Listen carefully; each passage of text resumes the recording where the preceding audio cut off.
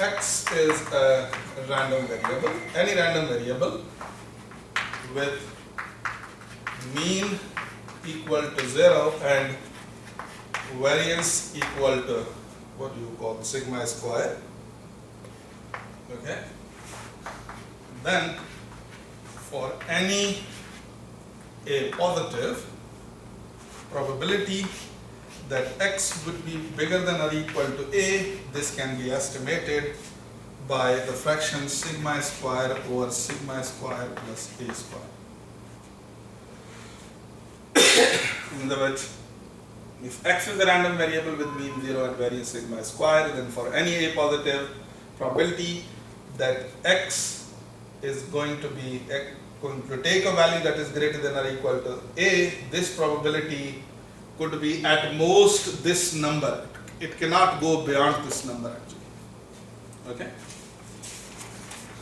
So let's prove it and do an example.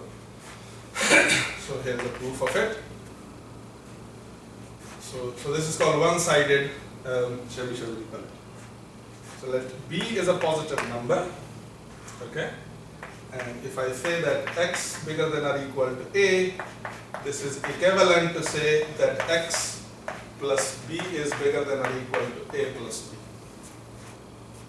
Okay? So I can say probability that whenever x is bigger than or equal to a, this is same as probability that x plus b is less than or equal to a plus b, because whenever an omega will satisfy this inequality, the same omega will satisfy this inequality. And when the omega will satisfy this inequality, so that omega would also satisfy this inequality, hence their properties must be equal actually. So now if a plus b is positive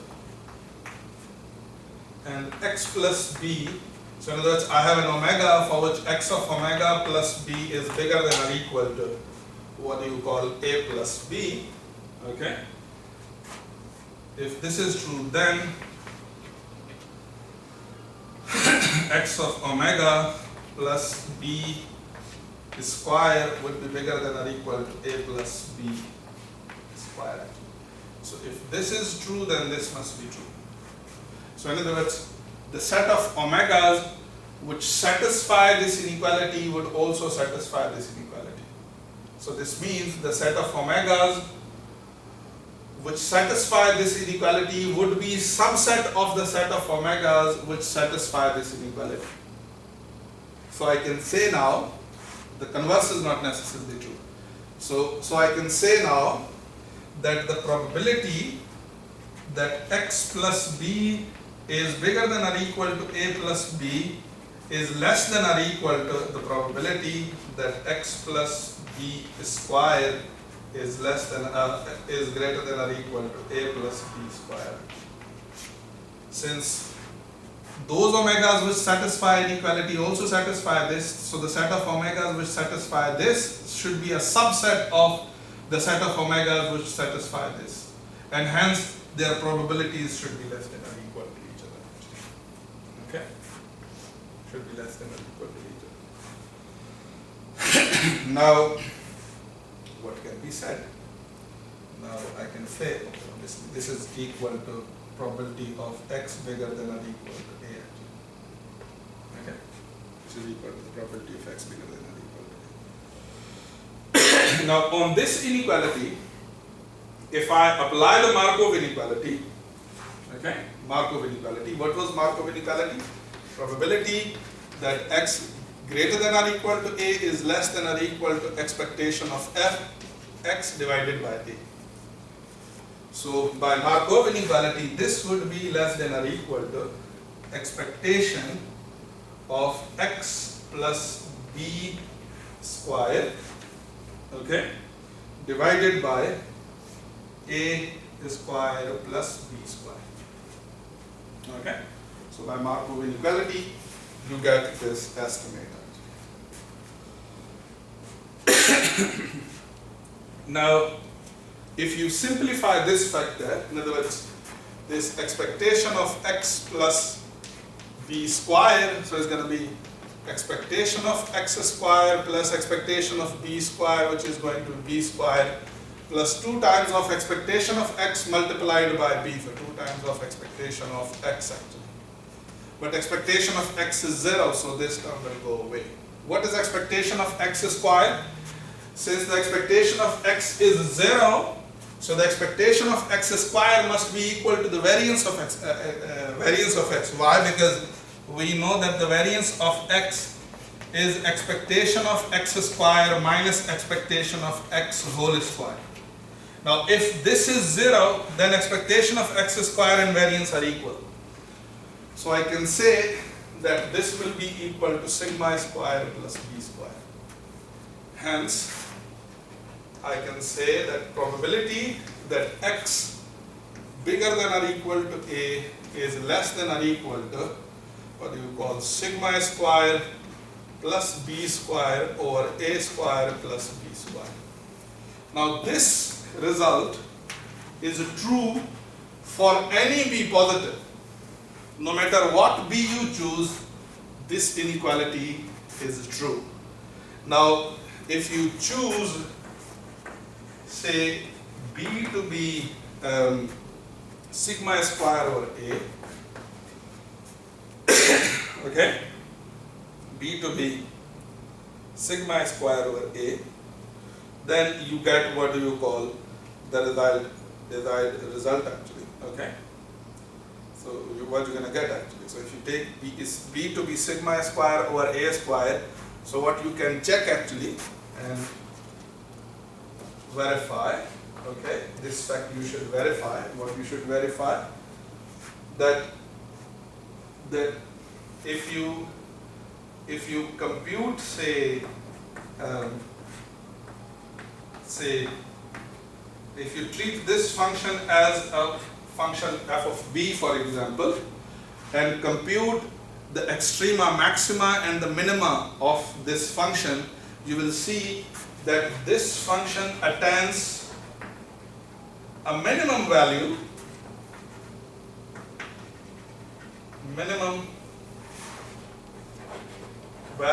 if b is sigma square over a square, a actually. So if you choose b to be sigma square over a, you know, then what do you call then this expression is going to get the minimum value and satisfy this inequality. So in this expression, if I substitute say sigma square over a, b to be sigma square over a, and simplify, okay, so if I substitute in this inequality on the place of say b sigma square over a square, so it's going to be sigma power 4 by a square divided by a square plus sigma square over a, okay, so it's going to be sigma power 4 by a square, okay. I just substituted the value of b, so I must write, for example, kind of more explicitly, divided by a square plus sigma power 4 over a square, and you simplify it, you're going to get this expression. Okay, you're going to get precisely this expression. So what does this show? This shows that if you have a random variable whose mean is 0 and variance is sigma square, then for any a positive, probability that x will take a value bigger than or equal to a can be estimated by this simple number actually. Okay, so this inequality is called what do you call the one-sided Chebyshev inequality. So let's do one example on it and let's see some corollaries of it.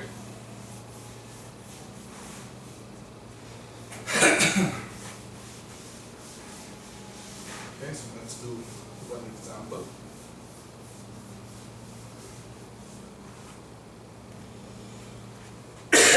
So the example is the same as we discussed previously.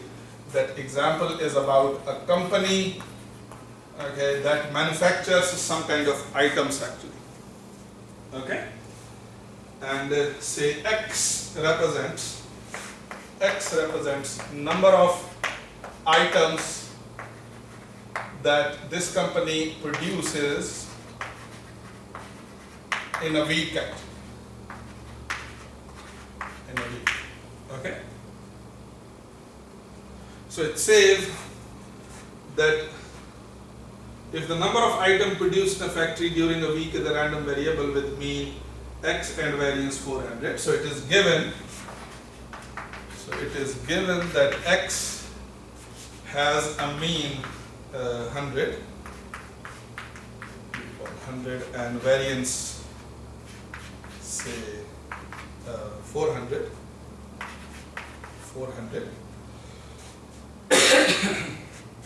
We need to compute.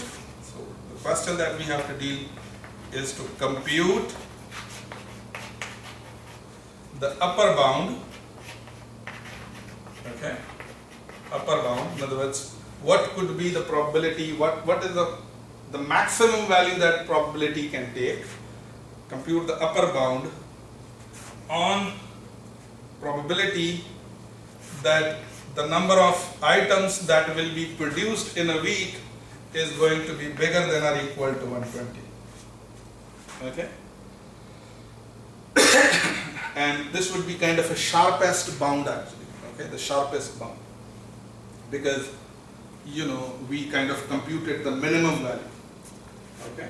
So the bound that we have is the sharpest bound actually.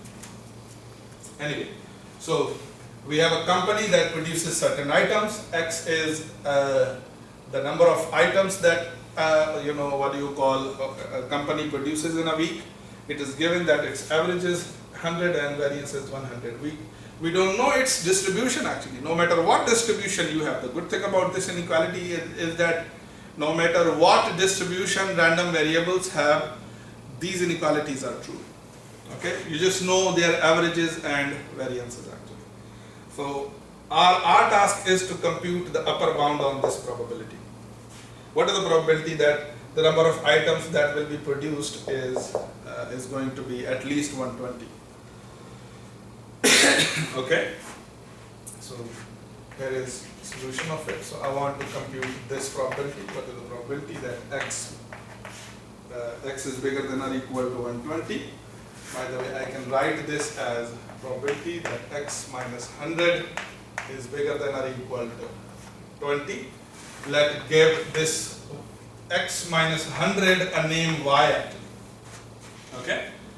Then the expectation of y is 0 and the variance of y is equal to the variance of x, which is 400.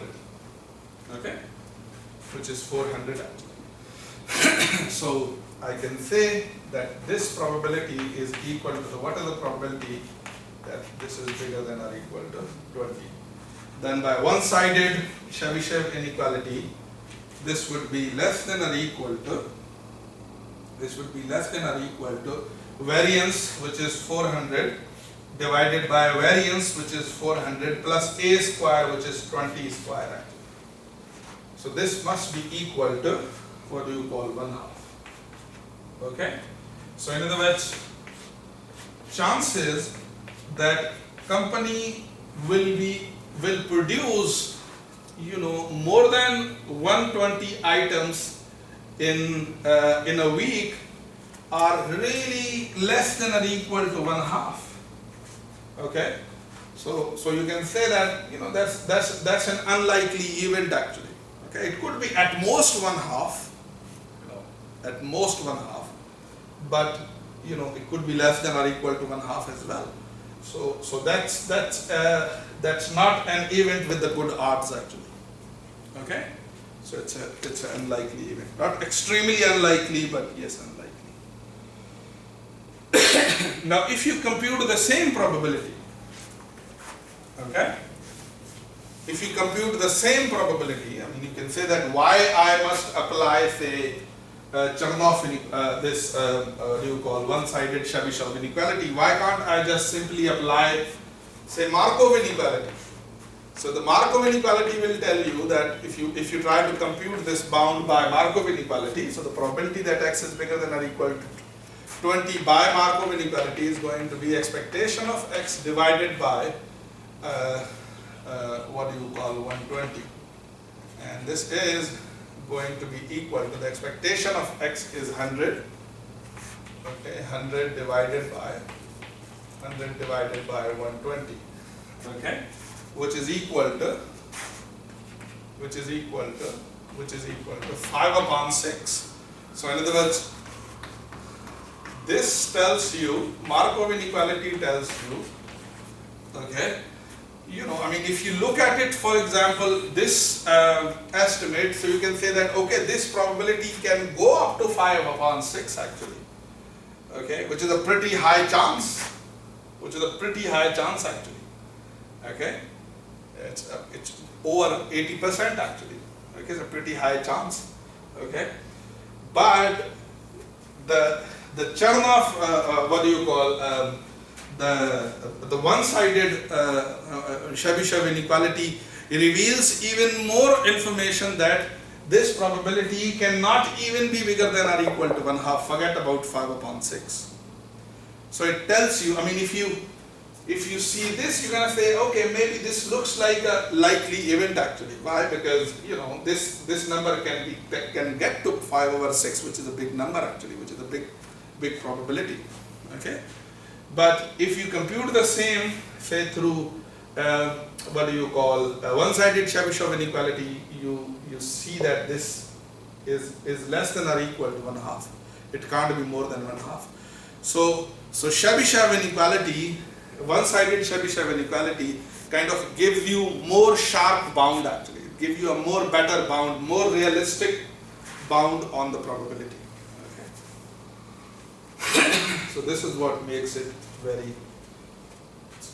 interesting. Okay. Now we can also get this following corollary from one-sided Chebyshev inequality, which is an interesting what do you call, inequality. So suppose that I have a random variable x with say mean mu and variance sigma square, okay, then I know that x minus mu and mu minus x have mean, so both, if this is the case, then both x minus mu and mu minus x have mean 0 and variance sigma square actually. Okay? Variance sigma square. Then by what do you call, one-sided Chebyshev inequality, a random variable with the 0 mean and variance sigma square being greater than or equal to a, this probability is less than or equal to sigma square over what do you call, sigma square plus a square, and the probability that mu minus x is greater than or equal to a is less than or equal to also sigma square over sigma square plus a square. And now I can put this information in the form of a corollary. Okay, so I can formulate following corollary from this observation. So the corollary that you can make out of this observation is that if expectation of x is mu and variance of x is sigma square, okay, then for any a positive, I can say probability that x would be bigger than or equal to mu plus a is less than or equal to, what do you call, sigma square over a square plus sigma square, okay, because I can bring this, take this mu on the other side.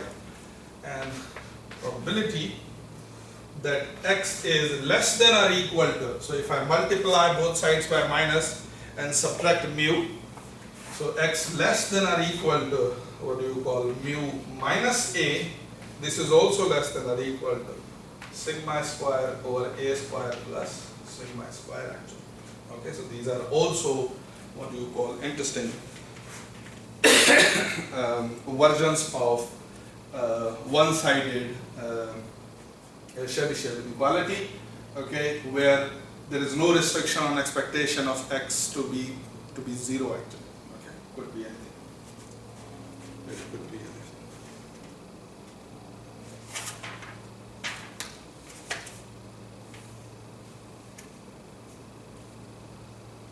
There is one example based on this, so you have to do it for yourself from the book actually. The example 5e actually. Okay, read it yourself.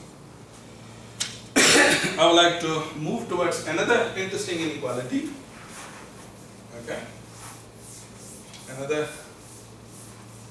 interesting inequality. It's called Chernoff inequality.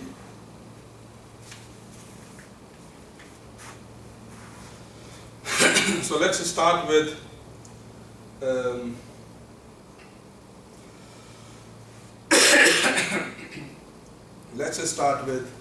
what do you call an observation.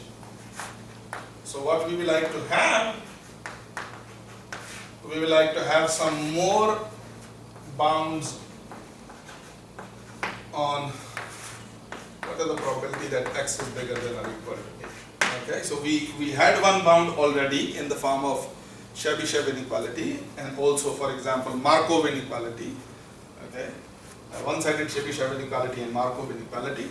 But I want to have some more, what do you call, interesting estimates about this probability actually. And this time we're gonna estimate this from, what do you call, the moment generating function actually. Okay, so consider the moment generating function. I know that moment generating function is expectation of e to the tx. Okay, then consider the probability x bigger than or equal to a. If x is bigger than or equal to a, then I can say this is same as probability that e to the tx is bigger than or equal to e to the ta. Okay? In other words, those omegas which satisfy this will also satisfy this inequality. So it's like multiplying both sides by t and taking exponents. Multiplying both sides by t and taking exponent. Okay? So those omegas which satisfy this inequality would also satisfy this inequality, and those omegas which satisfy this inequality would also satisfy this inequality. So therefore their probabilities are equal. Now I can write or get this by what do you call, if I apply what do you call, Markov inequality on it. So for example, I call this y, okay, let's call this y, and let's call this a number b. Okay, let's call this number b. So by Markov inequality, this would be equal, this probability would be less than or equal to expectation of y divided by b.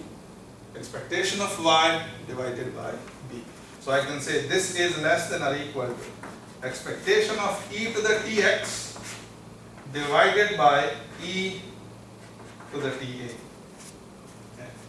Okay, which is same as the moment generating function of x multiplied by e to the minus ta.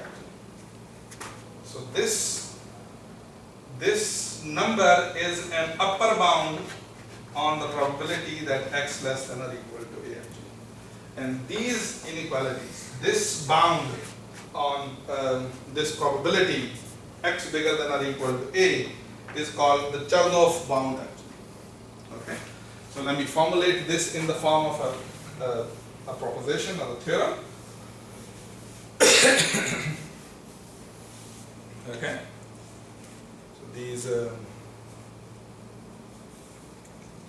by the way, you can also show that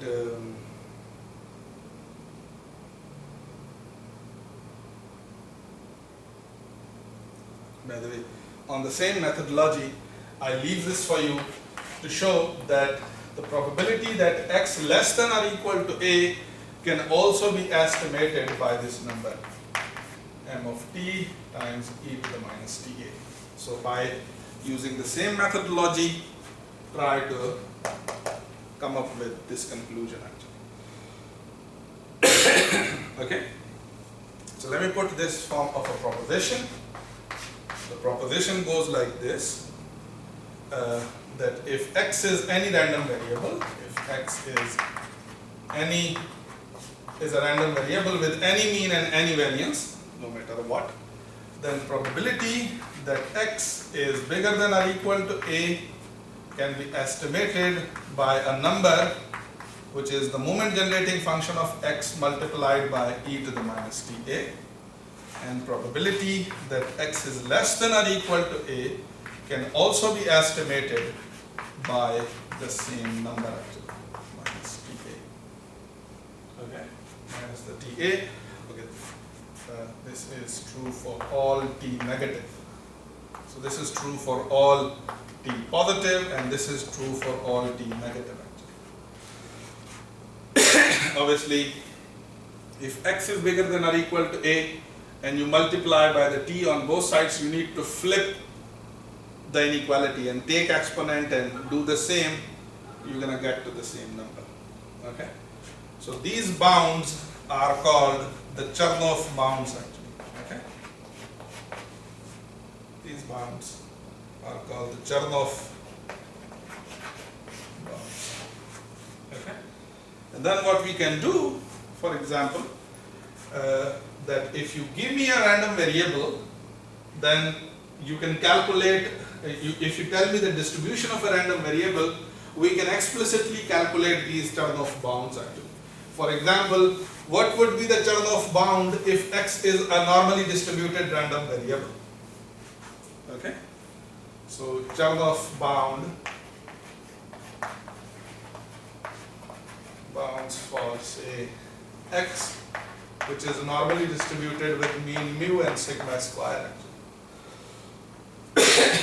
Okay, with mean mu and say sigma square.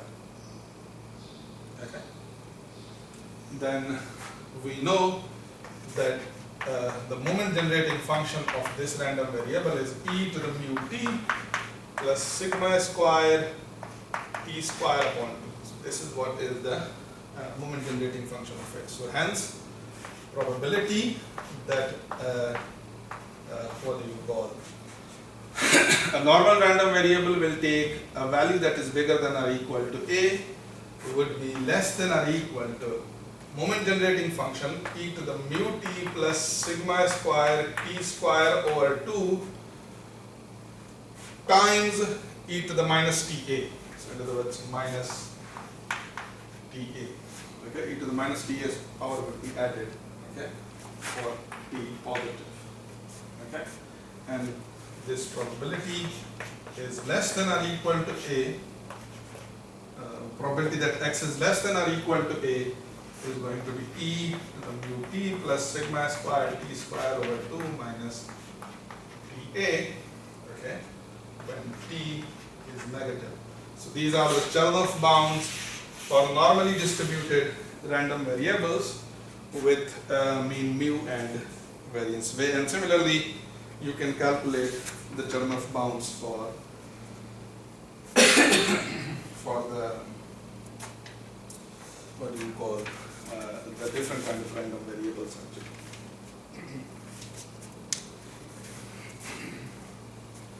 Okay. Let me prove now in last another simple version of inequality, which is called the Jensen's inequality.